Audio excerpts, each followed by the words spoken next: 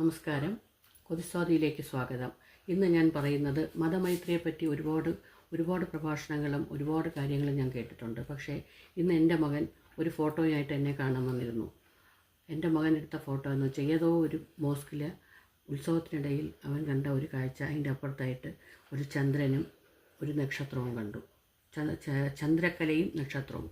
അവൻ ആ പള്ളിയും അതിനോട് ചേർന്നുള്ള ഈ നക്ഷത്രവും ചന്ദ്രക്കലയും ചേർത്ത് ഒരു ഫോട്ടോ എടുത്തുകൊണ്ട് വന്ന് നിധി പോലെ കൊണ്ടുവന്ന് അവൻ സൂക്ഷിച്ചു വയ്ക്കും.